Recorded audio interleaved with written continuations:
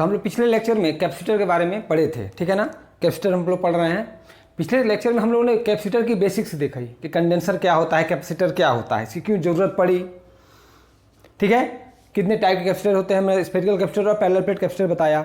और जो कैपेसिटर होता है वो क्या करता है, चार्ज को स्टोर करता है या एनर्जी को स्टोर करता है। एक्चुअली में एनर्जी को स्टोर करता है in the form of electric field, ठीक है। कैपेसिटर किस पर डिपेंड करता है, मैंने बताया था कि वो चार्ज पे और वोल्टेज पर डिपेंड नहीं करता है। वो किस पर डिपेंड करता है, एरिया पे डिपेंड करता है, प्लेट ऑफ द एरिया पे, क्लियर है। प्लेट सेपरेशन बिटवीन प्लेट्स पे डिपेंड करता है और परमिटिविटी ऑफ स्पेस पे डिपेंड करता है, क्लियर है। फिर मैंने ये बताया था कि कोई एक स्फेयर है या कोई एक प्लेट है जिस पर एक चार्ज दिया गया था। जब उसके पास हम कोई एक न्यूट्रल बॉडी लेके आते थे तो इंड्यूस अपोजिट चार्ज इंड्यूस हो जाता था, जिसकी वजह से जो पोटेंशियल मेन का था, जो मेन बॉडी थी, उसका पोटेंशियल डिक्रीज हो जाता है। तो फिर हम उसको चार्ज देते थे। तो चार्ज जब हम देते थे तो उसका पोटेंशियल बढ़ता था। यानी कैपेसिटर क्या करता था, कैपेसिटर क्या करता है, एनर्जी को स्टोर करता है in the form electric field. और इलेक्ट्रिक फील्ड आती कहाँ से, चार्ज से आती है।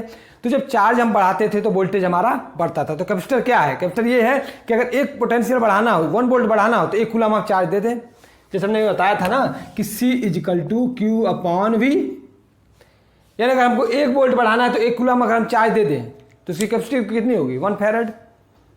पर मैंने ये भी बताया था कि जो कैपेसिटर होता है वो फैराड में नहीं आता, वो माइक्रो फैराड में और पिको फैराड में आता है, ठीक है ना। वो भी मैंने बताया था कैसा, क्यों, अर्थ का मैंने निकाल के बताया था। यहाँ तक चीज़ें क्लियर थी, बात समझ में आ रही है। फिर से मैं कहूँगा कि कैपेसिटर क्या है, एनर्जी को स्टोर करता है in the form of electric field.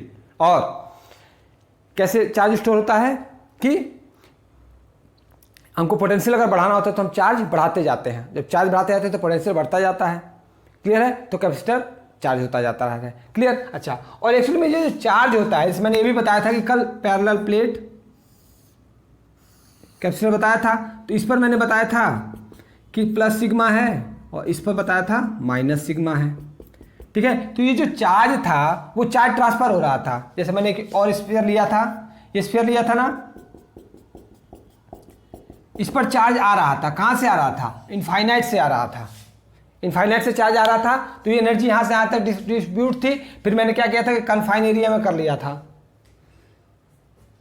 बात समझ में आ रही है। तो चार्ज को ट्रांसफर हो रहा था, इस बॉडी पे चार्ज ट्रांसफर हो रहा था, वो एनर्जी आ रही थी।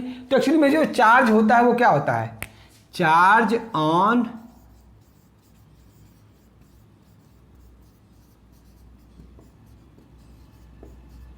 पॉजिटिव प्लेट पे, पॉजिटिव प्लेट पे चार्ज जो स्टोर हो रहा है वो चार्ज है, क्यू, क्लियर है ना। और इसका मतलब क्या है कि अगर एक पोटेंशियल हमको बढ़ाना है, अगर एक पोटेंशियल हमको बढ़ाना है तो 1 कूलम अगर हम चार्ज देंगे तो उसकी कैपेसिटर की कैपेसिटी हो गई 1 फैराड। अगर 1 फैराड का कैपेसिटर है तो अगर उसकी 1 वोल्ट बढ़ाना हो तो हमको 1 कूलम चार्ज देना पड़ेगा, क्लियर है। फिर हम लोगों ने कल पैरेलल प्लेट कैपेसिटर का कैपेसिटर निकालना सीखा। हम लोगों ने ये देखा कि जो बाहर थी उसकी इलेक्ट्रिक फील्ड 0 थी, इलेक्ट्रिक फील्ड क्या थी, 0 थी बाहर के पॉइंट पे। और अंदर की इलेक्ट्रिक फील्ड जो थी वो क्या थी, C=σ/2ε0, क्लियर है। और इलेक्ट्रिक फील्ड ऐसे ये डायरेक्शन था, समझ में आई। और यहाँ से हम लोगों ने C=ε0A/d प्रूफ किया था, याद आ रहा है, क्लियर है। तो कल का ये क्विक रिवीजन है, कल के टॉपिक का ये क्विक रिवीजन है, समझ में आया। आज हम लोग इसी टॉपिक को डिटेल में पढ़ेंगे और इस पर एक बस न्यूमेरिकल देखते हैं। चलिए तो हम लोग न्यूमेरिकल देखते हैं कि an isolated sphere has a capacitance 50 पिकोफैरड। एक आइसोलेटेड स्फीयर है जिसका कैपेसिटेंस कितना है, 50 पिकोफैरड है।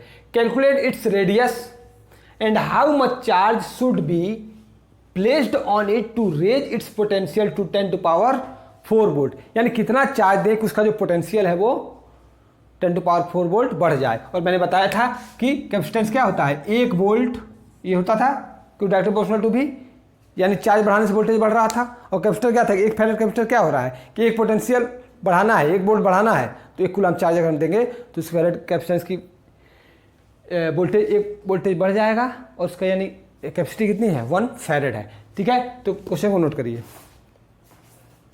क्वेश्चन को नोट करिए। An isolated sphere has a capacitance 50 picofarad, calculate its radius and how much charge should be placed on it to raise its potential to 10 to power 4 volt. 10 to power 4 volt है। Clear है? चलिए solution देखते हैं, pause करके note कर लिया करिए। Clear है? चलिए सोल्यूशन देखते हैं।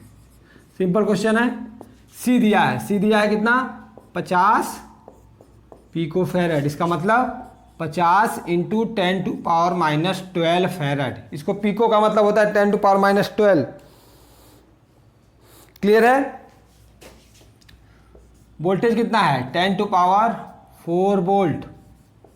क्या पूछा है? रेडियस पूछा है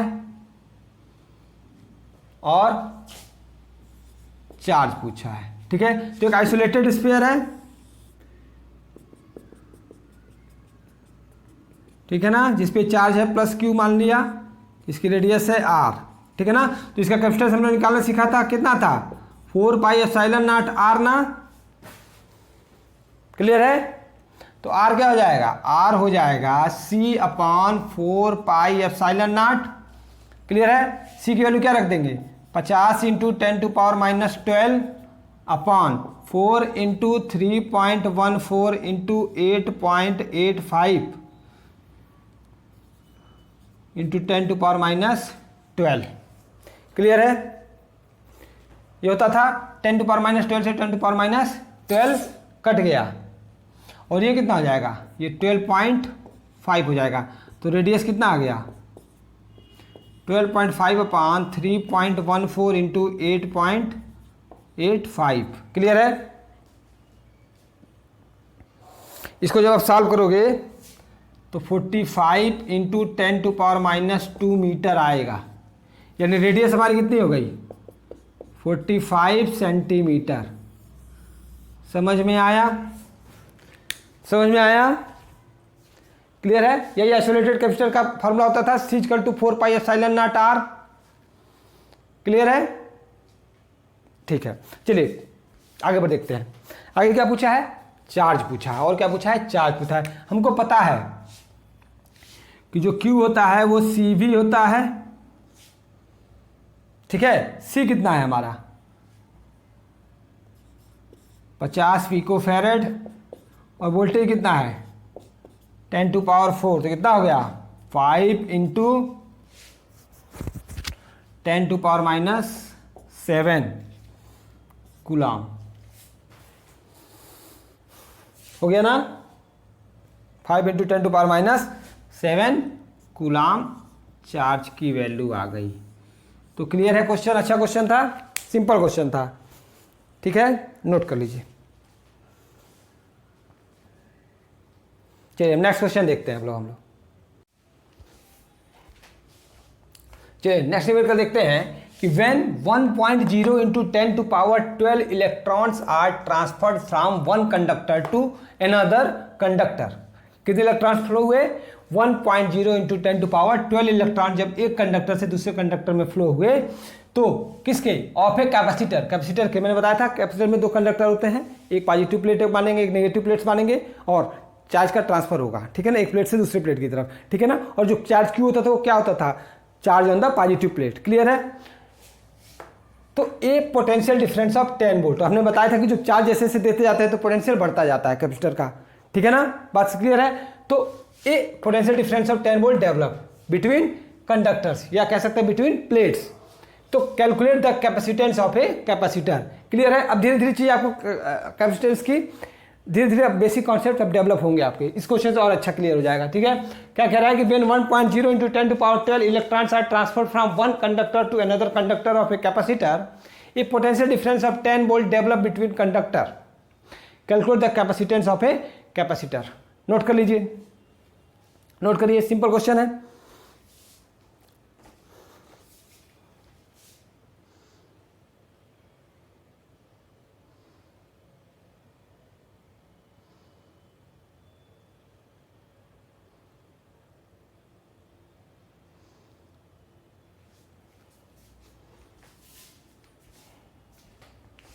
चलिए क्वेश्चन सोल्यूशन देखते हैं, पॉज करके नोट कर लिया करिए।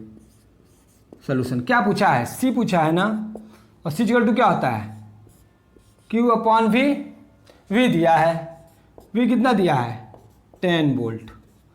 क्लियर है। अगर हमको Q पता चल जाए तो काम हो जाए। हमको N पता है, N कितना है 1.0 इंटू 10⁻12 इलेक्ट्रॉन्स है ना। तो हमको एक फार्मूला पता था Q इक्वल टू N ही, शुरू में ही बताया था इलेक्ट्रोस्टैटिक के। क्लियर है। तो N कितना है 10⁻12 इंटू 1.0 इंटू 10⁻12 लिखो, या 1.0 इंटू 10⁻12 लिखो। क्लियर है। और E कितना होता है 1.6 इंटू 10⁻19। ये क्लियर है। तो चार्ज कितना हो गया, कूलाम आगे लगा देंगे। तो चार्ज कितना हो गया 1.6 इंटू 10⁻7 कूलाम आया। चार्ज कितना आ गया 1.6 इंटू 10⁻7 कूलाम। क्लियर है। 1.6 इंटू 10⁻7 कूलाम हमारा चार्ज आ गया।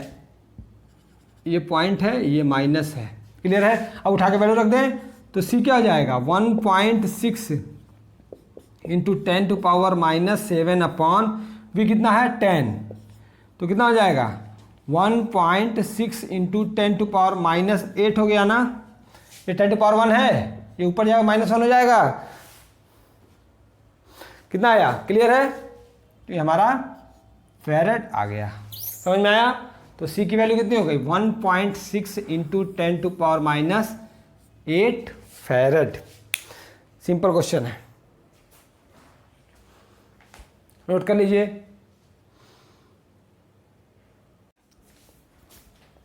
चलिए नेक्स्ट क्वेश्चन देखते हैं। A parallel plate capacitor with air between the plates has a capacitance 8 picofarad. एक पैरेलल प्लेट कैपेसिटर है जिसके बीच में एयर है। एक पैरेलल प्लेट कैपेसिटर है जिसके बीच में एयर है, इसका मतलब एप्सिलॉन नॉट है। क्लियर है। एक मान लीजिए पॉजिटिव प्लेट हो गई और एक निगेटिव हो गई। ठीक है।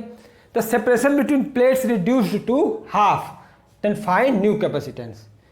मान लिया कि जो पहले जो डिस्टेंस थी वो क्या थी D थी, और उसका एरिया हमने मान लिया A था। 3 डायमेंशन है। हाँ समझिएगा, प्लेट ऐसी है, ऐसी है प्लेट। ठीक है ना, ये पूरी प्लेट है, ऐसे प्लेट है, दोनों प्लेट्स ऐसी हैं। क्लियर है। इनके बीच का सेपरेशन है, ये इसका प्लेट्स है। ठीक है। अच्छा, D है और एरिया A है। अब कह रहा है कि एक नया कैपेसिटेंस आया जिसका एरिया तो हमने सेम रखा पर सेपरेशन कितना कर दिया D/2 कर दिया। तो उसका कैपेसिटेंस बताओ। तो मान लिया इसका कैपेसिटेंस C डैश है, इसका कैपेसिटेंस मान लिया C है, इसका जो कैपेसिटेंस है वो C है और नया वाला कैपेसिटेंस C डैश है। क्लियर है। तो नया कैपेसिटेंस क्या होगा, चलिए नोट कर लीजिए। क्वेश्चन सिंपल क्वेश्चन है एकदम, CBSE का क्वेश्चन पूछा हुआ क्वेश्चन है, नोट कर लीजिए। चलिए पॉज करके नोट कर लिया करिए, पॉज करके नोट कर लिया करिए। ये D है। क्लियर है। चलिए C क्या होता है C equal to epsilon nought A/D। Clear. इसको इक्वेशन नंबर 1 मान लो। अब क्या हुआ, मान लीजिए जो नया वाला कैपेसिटेंस है C डैश है, उसका सेपरेशन कितना हो गया है D/2 हो गया है ना। सेपरेशन कितनी हो गई है D/2, मतलब आधी हो गई है। तो क्या C डैश को मैं लिख सकता हूं 2 एप्सिलॉन नॉट A/D। क्लियर है। इसको इक्वेशन नंबर 3 मान लो। अब क्या करें 1 डिवाइडेड बाई 3 कर लें, इक्वेशन 1 डिवाइडेड बाई 3। तो देखो C/C dash equal to epsilon nought A/D upon 2 epsilon nought A/D। Clear है। एप्सिलॉन नॉट A/D से एप्सिलॉन नॉट A/D कट गया। समझ में आया। तो C/C डैश कितना हो गया, कितना हो गया बोलो 1/2 हो गया। तो C डैश कितना हो गया C डैश हो गया 2C, यानी कैपेसिटेंस की वैल्यू कितनी हो गई, डबल हो गई ना। कैपेसिटेंस की वैल्यू डबल हो गई ना। नया जो कैपेसिटेंस है C डैश वो क्या हो गया, डबल हो गया, 2C हो गया। और आपको यह भी पता है कि जो C है वो इनवर्सली प्रोपोर्शनल टू D है। तो एक घटेगा तो दूसरा बढ़ेगा ना, तो ये आधा हुआ तो ये डबल हो गया। समझ में आया? अच्छा क्वेश्चन है। चलिए नेक्स्ट क्वेश्चन देखते हैं। चलिए नेक्स्ट क्वेश्चन देखते हैं। A capacitor of unknown capacitance is connected across A battery of V volt. एक अननोन कैपेसिटेंस है जो V वोल्ट सप्लाई से कनेक्टेड है। ठीक है, देखते हैं, समझते हैं इसको, क्वेश्चन को भी साथ में समझते हैं। ये कैपेसिटेंस है C जो V वोल्ट से कनेक्टेड है। मान लिया ये प्लस है ये माइनस है, तो इस पे प्लस चार्ज आ जाएगा, इस पे माइनस चार्ज आएगा। ठीक है, connected two volt. A charge of 100 micro coulomb is stored in it. और इसमें चार्ज कितना है? चार्ज है 120 माइक्रो कूलम। क्लियर?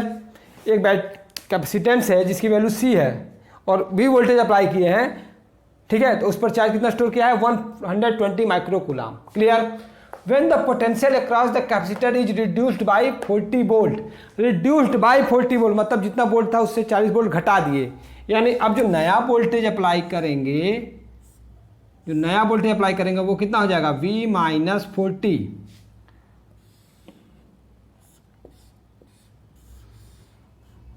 ठीक है, फिर वही चार्ज। क्लियर है? V माइनस 40, तो the charge store in it becomes 40 micro coulomb. तो अब जो चार्ज हो गया वो कितना हो गया? 40 माइक्रो कूलम हो गया। यानी अगर मैं इसको मान लो Q1 है या Q2 है, तो चार्ज क्या हो गया? 40 माइक्रो कूलम हो गया। कैपेसिटेंस तो वही रहा ना। तो calculate V and unknown capacitance. Capacitor वही है, बस वोल्टेज को क्या किया है? 40 वोल्ट कम कर दिए, तो चार्ज भी क्या हो गया? 40 माइक्रो कूलम हो गया। वोल्टेज को 40 वोल्ट नहीं किए, 40 वोल्ट घटाए, यानी जो वोल्टेज था उससे 40 वोल्ट कम कर दिए। तो जो चार्ज स्टोर था 1 माइक्रो कूलम, अब कितना चार्ज स्टोर कर रहा है? 40 माइक्रो कूलम ही चार्ज स्टोर कर रहा है। ठीक, and what would have been charge in the capacitor, charge कितना होगा if the voltage increase by 40 volt. ठीक है, तो दूसरा स्टेटमेंट बाद में करते हैं, पर इतना समझ में आया क्वेश्चन? क्वेश्चन को नोट कर लीजिए, क्वेश्चन को नोट कर लीजिए। देखिए साफ लिखा है, फिर से मैं दिखा दे रहा हूं। A capacitor of unknown capacitance is connected across A battery of V volt. A charge of 120 micro coulomb is stored in it. When the potential across the capacitor is reduced by 40 volt, the charge stored in it becomes 40 microcoulomb. Calculate V and unknown capacitance. What would have been charged in the capacitor if the voltage is increased by 40 volt? Note कर लीजिए, pause करके note कर लीजिए।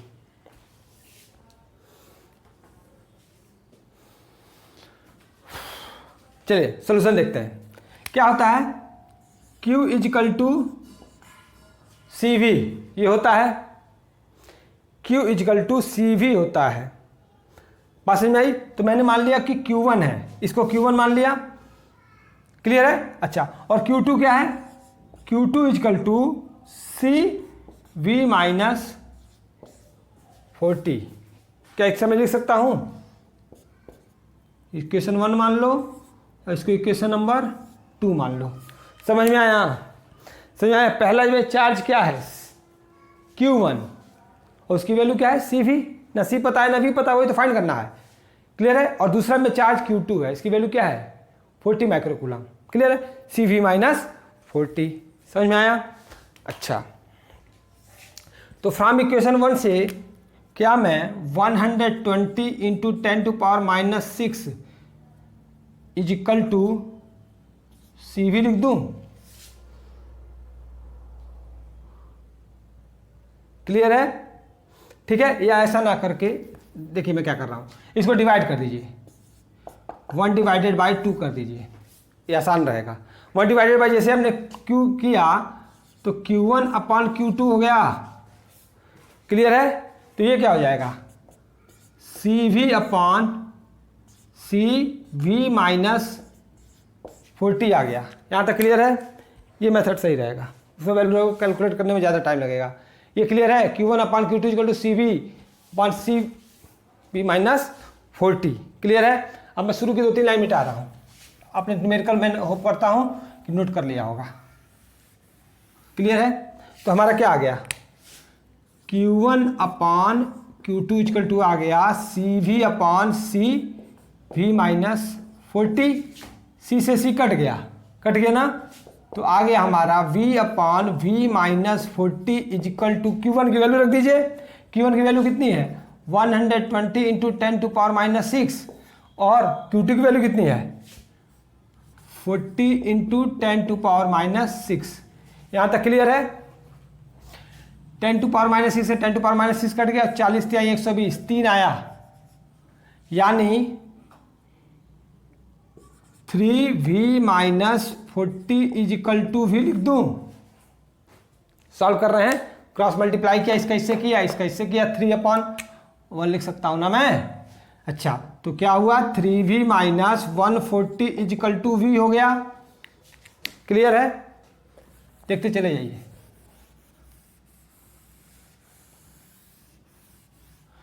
ठीक है, अच्छा इस v को इधर लेके आ जाओ, तो 3v minus v equal to 120 हो गया, तो 2v इजिकल टू 120 हो गया, तो v इजिकल टू क्या हो गया 60 वोल्ट आया। समझ में आया? यानी वोल्टेज कितना था 60 वोल्ट अप्लाई किए थे, तो चार्ज कितना स्टोर हो रहा था 1 कितना है 60, इसकी वैल्यू कितनी आ गई 60 आ गई ना, यानी 60 वोल्ट जब हम अप्लाई किए हैं तो कितना चार्ज स्टोर हुआ है 120 माइक्रो कूलाम्ब।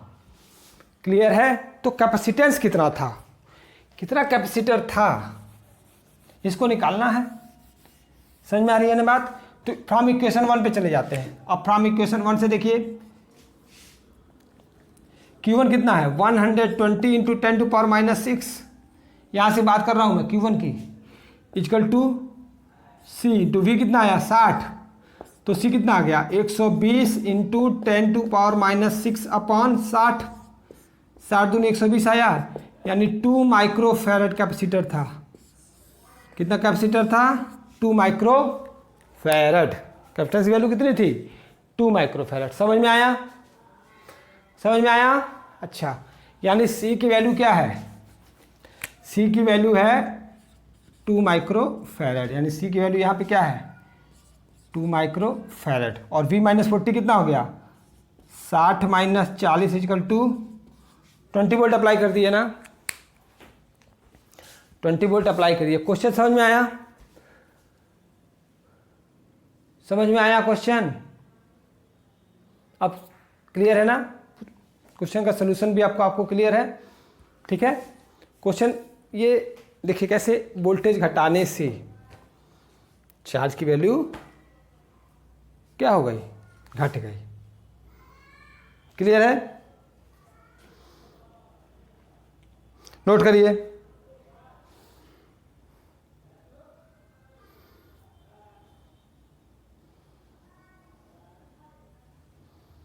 अब क्वेश्चन सेकंड पार्ट क्या था कि when what would have been if the voltage increase by 40 volt. चलिए दूसरा केस समझते हैं। क्लियर है?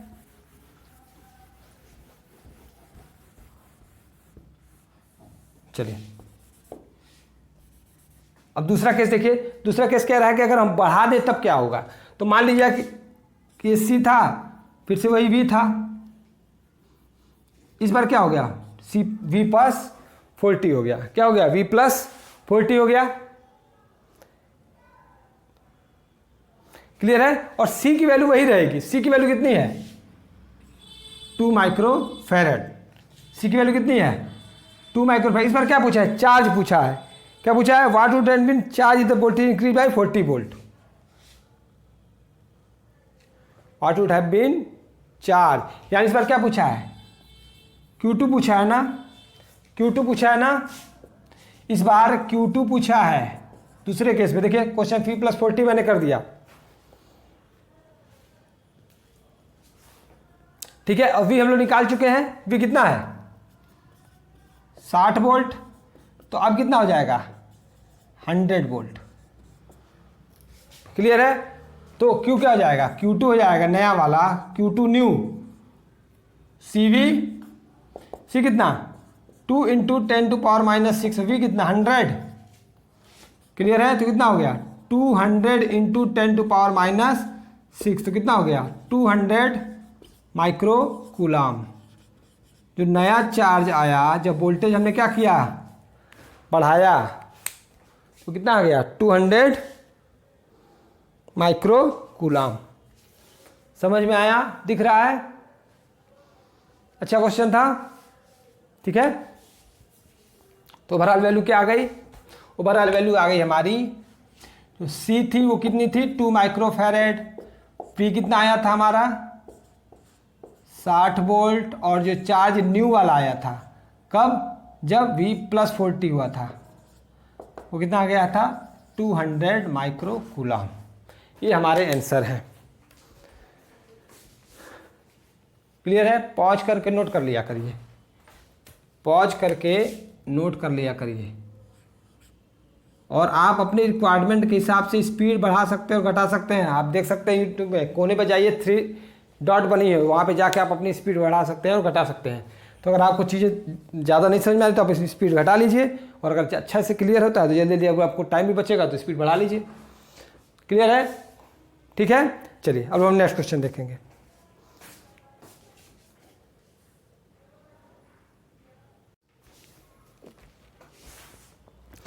अब हम लोग देखने जा रहे हैं स्फेरिकल कैपेसिटर।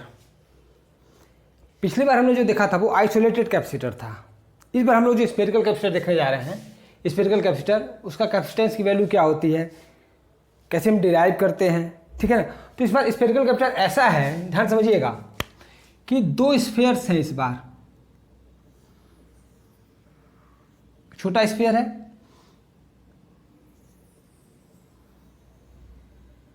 और ये एक स्फेयर है, और कैसे स्फेयर्स हैं, कंसेंट्रिक स्फेयर्स हैं। कैसे हैं, कंसेंट्रिक स्फेयर्स है, यानी दोनों का सेंटर क्या है, सेम है, दोनों का सेंटर क्या है, सेम है। एक की रेडियस मान लीजिए स्मॉल a है और एक की रेडियस स्मॉल b है। यहाँ तक क्लियर है। देखिए सिंपल सा है, एक ऐसा कैपेसिटर है जिसकी एक की रेडियस a है, एक की रेडियस स्मॉल b है, ठीक है। ये आपका सेंटर हो गया O, ठीक है, ये सेंटर हो गया। इस बार हम क्या कर रहे हैं, इस छोटे वाले स्फेयर को, छोटे वाले स्फेयर पे चार्ज दे रहे हैं। इस बार कैसा चार्ज दे रहे हैं, माइनस चार्ज दे रहे हैं,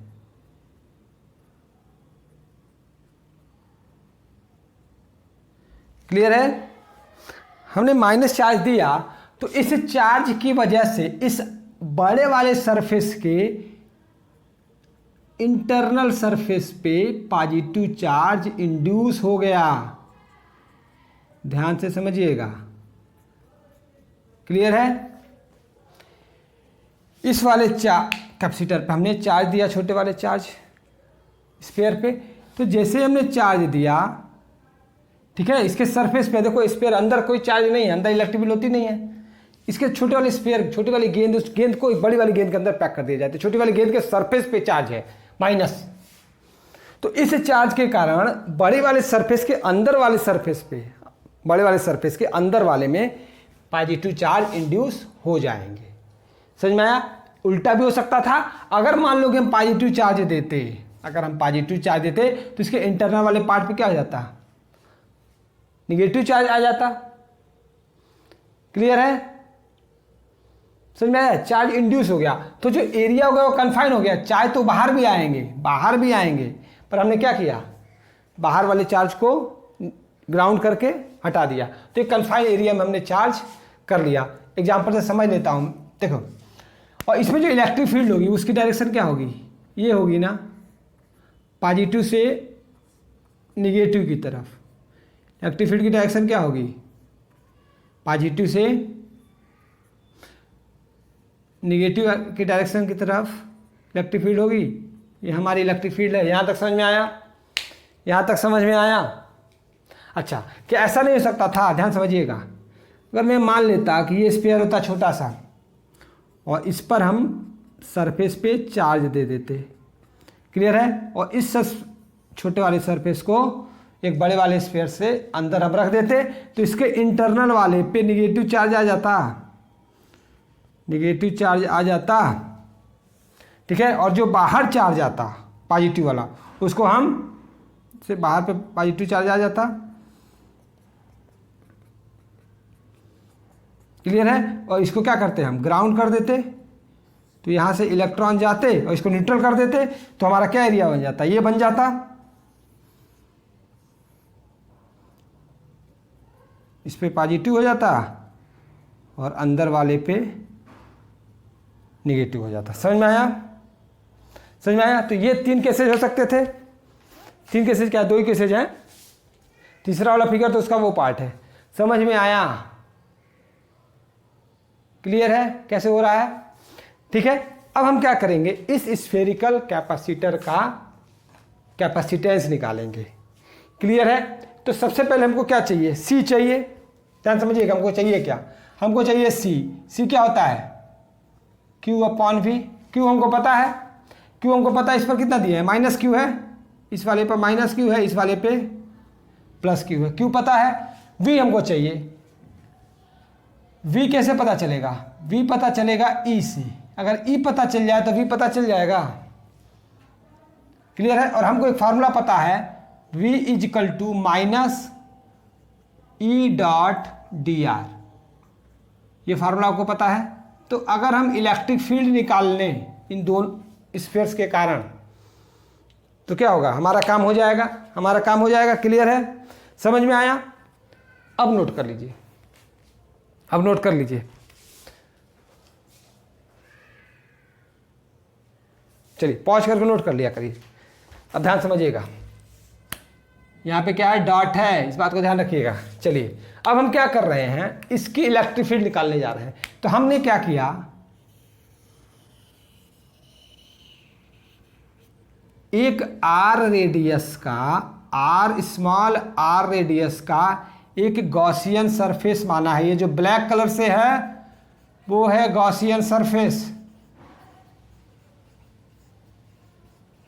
गॉसियन सरफेस है। कैसा है Gaussian surface,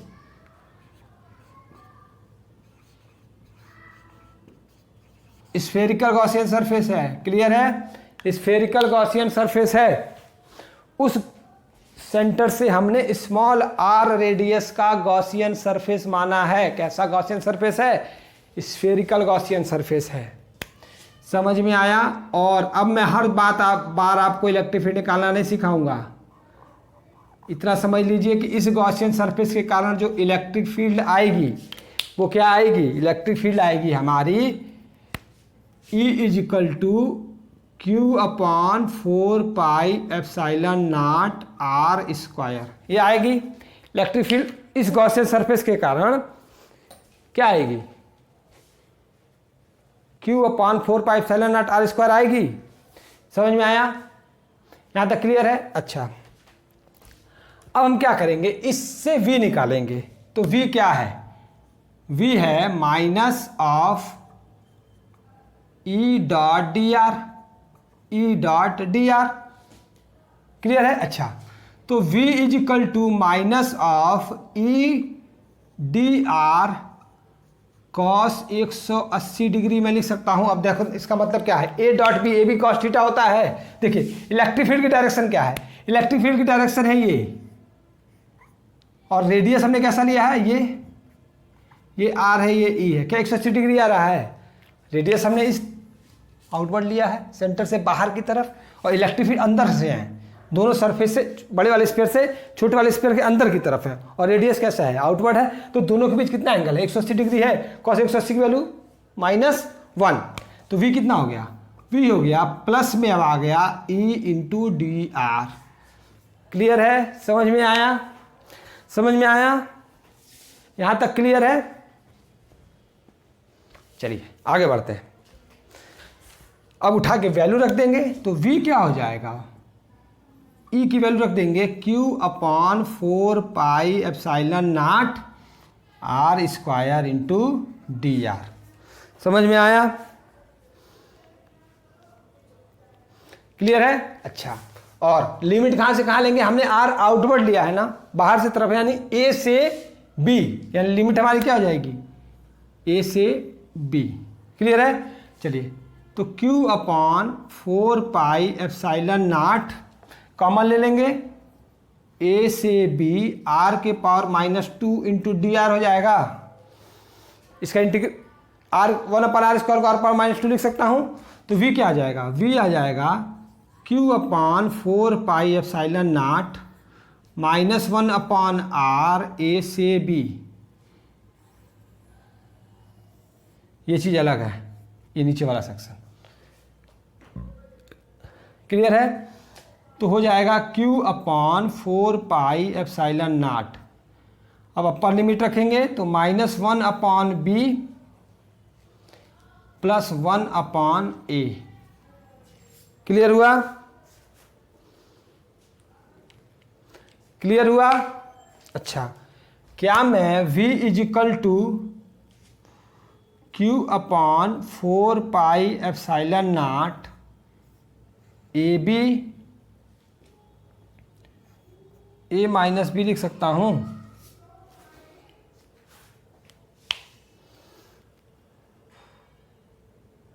a minus b होगा, b माइनस ए होगा जी। Sorry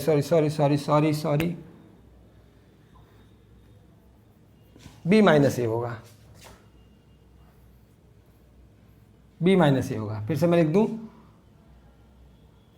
Q upon 4 pi epsilon nought b minus a upon a b. चलिए, क्लियर है। हाँ ठीक है, b minus a upon a b हो गया। समझ में आया, समझ में आया। चलिए, अब हम लोग क्या, हमारा नेक्स्ट टारगेट क्या है, अब c निकालना। अब हमारा क्या टारगेट है, c निकालना। तो आगे देखते हैं। तो v कितना आ गया हमारा, v आ गया Q b minus a upon 4 pi epsilon nought A b. अच्छा, c इक्वल टू पता है ना, c इक्वल टू क्या होता है, q अपॉन v। ठीक, तो q की वैल्यू q पे रखें, v की वैल्यू रख दें Q b minus a upon 4 pi epsilon nought A b. Q से क्यू कट गया, तो कैपेसिटेंस ऑफ स्फेरिकल कैपेसिटर जिसकी 2 रेडियस है, ठीक है ना, कन्फाइन एरिया में है, तो क्या हो जाएगा 4 pi epsilon nought A B upon B minus a. This is the formula of capacitance of a spherical capacitor.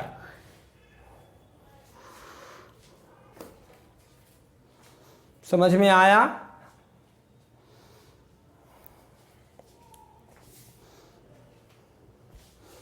Note कर लीजिए।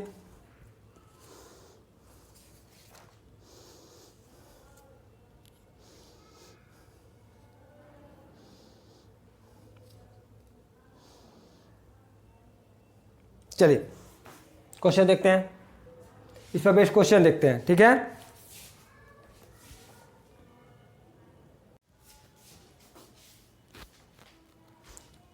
चलिए देखिए, अभी हम लोगों ने स्फेरिकल कैपेसिटर देखा, इस पर हम लोग न्यूमेरिकल लिखते हैं। The thickness of air layer, the thickness of air layer between the 2 coatings of a spherical capacitor is 2 centimetre. जो थिकनेस ऑफ एयर लेयर है, यानी ध्यान समझिएगा क्वेश्चन को भी मैं साथ साथ समझाता रहता हूँ। एक स्फेयर ये है और एक स्फेयर ये है, तो इनके बीच की एयर है, उसकी थिकनेस दी है 2 सेंटीमीटर। उनके बीच की ये जो डिस्टेंस है, ये जो डिस्टेंस है वो है 2 सेंटीमीटर। क्लियर है। 2 एयर लेयर स्फेरिकल कैपेसिटर हैं जिनके बीच एयर भरा हुआ है, उनके बीच की थिकनेस क्या है 2 सेंटीमीटर है। क्लियर है, दिखाई दे रहा है, क्लियर है ना, ये 2 सेंटीमीटर है। यानी मैं कह सकता हूं कि अगर मैंने माना अभी बताया था, इसकी रेडियस हम a मान रहे थे और इसकी रेडियस b मान रहे थे, तो b माइनस ए है, b माइनस ए ये हुआ, और b माइनस ए कितना है 2 सेंटीमीटर। क्लियर है। The thickness of air layer between the 2 coatings of a spherical capacitor is 2 centimetre. समझ में आया। अच्छा, the capacitor has a same capacitance of sphere of diameter 1.2 metre. यानी इसका जो कैपेसिटेंस है, इसका कैपेसिटेंस कितना आता है आपको पता है, अभी मैंने बताया 4 pi epsilon not A B upon B minus A. उसका कैपेसिटेंस किसके बराबर, same capacitance of the sphere of diameter 1.2 metre. यानी एक ऐसा स्फीयर है जिसका केवल डायमीटर है, यानी आइसोलेटेड कैपेसिटर। आइसोलेटेड कैपेसिटर का फार्मूला क्या होता था, 4 पाई एप्सिलॉन नॉट आर। यानी ये कैपेसिटेंस और ये कैपेसिटेंस की वैल्यू बराबर है, और आर क्या हो जाएगा 1.2 अपॉन 2 इक्वल टू 0.6 मीटर। समझ में आया। तो कह रहा है find the radii of the surfaces, यानी क्या फाइंड करना है, ए और बी हमको फाइंड करना है, और क्या फाइंड करना है, चार्ज फाइंड करना है दोनों कैपेसिटर का। अगर हम 100 वोल्ट अप्लाई किए हैं, यानी वी हमने कितना अप्लाई किया है 100 वोल्ट। अब समझ में आया क्वेश्चन, नोट कर लीजिए, क्वेश्चन नोट करिए, क्वेश्चन नोट कर लीजिए, पॉज करके नोट कर लिया करिए। चलिए फिर से एक बार क्वेश्चन देख लीजिए कि एक कंसेंट्रिक स्फीयर है जिसकी रेडियस ए और बी है, उनके बीच एयर भरा हुआ है, उनके बीच की थिकनेस दिया हुआ है कितना 2 सेंटीमीटर, और उसका जो कैपेसिटेंस है एक आइसोलेटेड कैपेसिटर के बराबर है, जिसका फार्मूला क्या होता है 4 पाई एप्सिलॉन नॉट आर। तो उस कंसेंट्रिक स्फीयर जो हॉलो स्फीयर है, इस कैपेसिटर की हमको वैल्यू निकालनी है। क्लियर है। तो देखिए इसको सॉल्व किए तो 4 पाई एप्सिलॉन नॉट से 4 पाई एप्सिलॉन नॉट कट गया, तो a B upon B minus a equal to r आया। क्लियर है, समझ में आया। अच्छा b माइनस ए कितना दिया है 2 सेंटीमीटर, तो हम क्या करेंगे a B upon 2 centimetre equal to r कितना है 0.6 सेंटीमीटर। तो ए बी कितना आ गया, ए बी आ गया हमारा 1.2, ए बी कितना आ गया 1.2 आ गया। समझ में आया।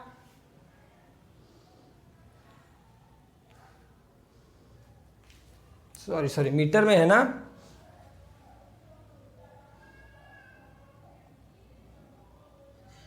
ये सेंटीमीटर नहीं है, 0.6 इंटू 100 ऐसा लिख सकता हूं मैं। तो ये कितना हुआ इंटू 100, यानी 120 आ गया। ए बी कितना आ गया 120 क्या सेंटीमीटर। चलिए यहाँ तक क्लियर है ना। ए बी कितना आ गया 120 सेंटीमीटर, और बी माइनस ए हमारा आ गया कहाँ गया बी माइनस ए 2 सेंटीमीटर। ये बी माइनस ए 2 सेंटीमीटर है, और ए बी कितना है 120 सेंटीमीटर है। आपको एक फार्मूला पता होगा, बी प्लस ए का square equal to B minus A का whole square plus 4ab। Clear है, ये फार्मूला पता है। अच्छा b माइनस ए की जगह पर हम वैल्यू रख देंगे, b माइनस ए कितना है 2, तो 2 इंटू 10 टू पावर माइनस 2 का whole square plus 4, a b कितना है 120 सेंटीमीटर, तो 120 इंटू 10 टू पावर माइनस 2। इसको जब सॉल्व करोगे तो b प्लस ए आ जाएगा आपका 22 सेंटीमीटर। क्लियर है। और b माइनस ए कितना है, b माइनस ए है हमारा 2 सेंटीमीटर। क्लियर है। a से a कट गया तो 2b कितना हो गया, 2b हो गया हमारा 24 सेंटीमीटर। तो b कितना आ गया, b आ गया 12 सेंटीमीटर, और a कितना आ गया, b 12 है, 12 से तो हो गया, तो a कितना आ गया 10 सेंटीमीटर।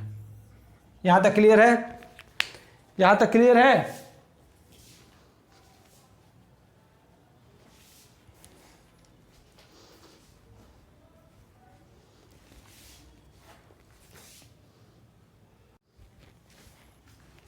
चलिए देखिए, तो ए आ गया 10 सेंटीमीटर, बी आ गया 12 सेंटीमीटर। तो हम कैपेसिटेंस निकाल सकते हैं, कैपेसिटेंस निकाल लेंगे 4 pi epsilon not A B upon B minus A.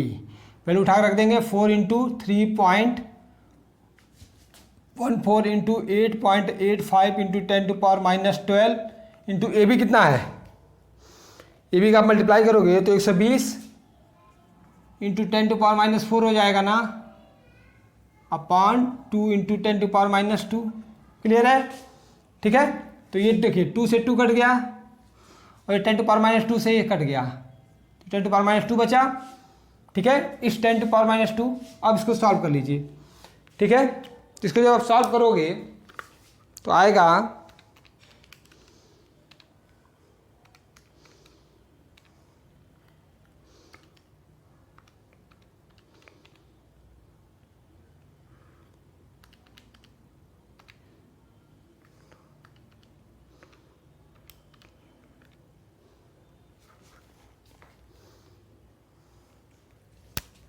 66 pico farad.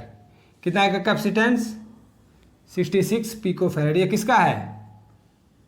Hollow का। ठीक है, अच्छा चार्ज पूछा था Q equal to C V. C कितना है?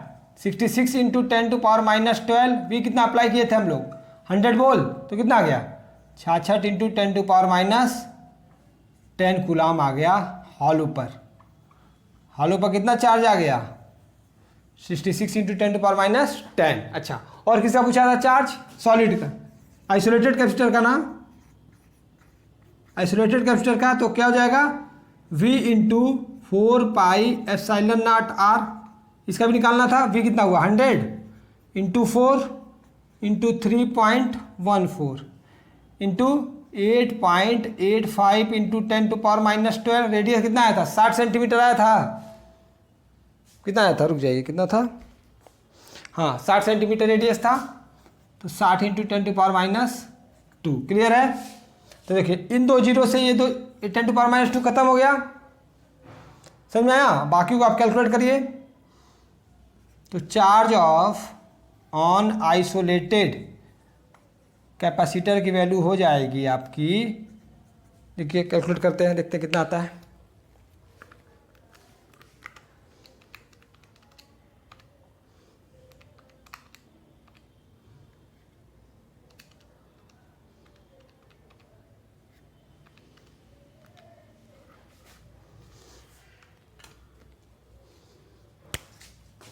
आ रहा है 6.66 इंटू 10⁻9 कूलाम।